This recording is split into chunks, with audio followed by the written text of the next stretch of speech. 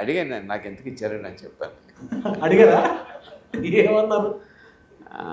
చెప్పారు ఆయన, మన ఆర్ఆర్ఆర్ సినిమాలో అక్కడ ఎత్తర జెండా పాట ఉంటుందండి.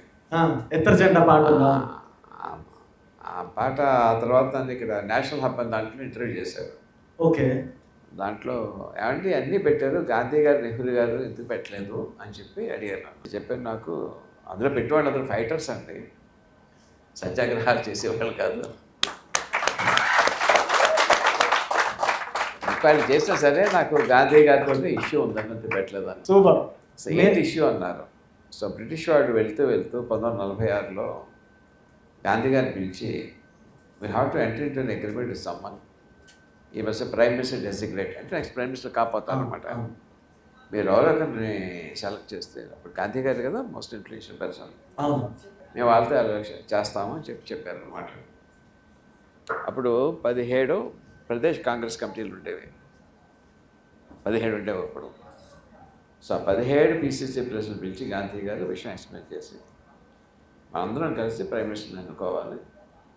ప్రైమ్ మినిస్టర్ అంటే కథలు కట్టుకోవటం ముఖ్యం కాదు, విదేశాలతో మాట్లాడటం ముఖ్యం, వాళ్ళతో భాష బాగా రావాలి, ఇంగ్లీష్ బాగా రావాలి. మా దృష్టిలో నెహ్రూ అన్నిటికీ సరిపోతాడు. నా మాట మీరు పట్టించుకోక్కర్లేదు, మీకు ఎవరైనా అనిపిస్తే మీరు చీటీ రాయండి. వాళ్ళకి ఓపెన్ ఆఫర్ ఇచ్చారు. 17 రాశారండి, ఒకటే బ్లాంక్ అండి, ఒక ఆయనకి అభిప్రాయం లేదు.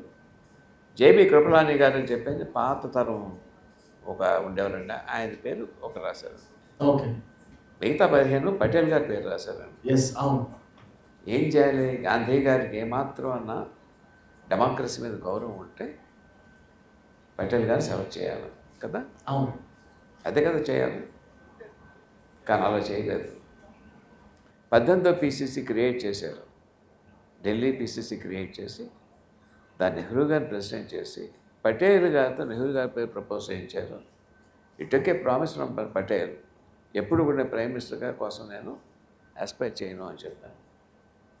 డెమోక్రసీ అక్కడే చచ్చిపోయిందండి.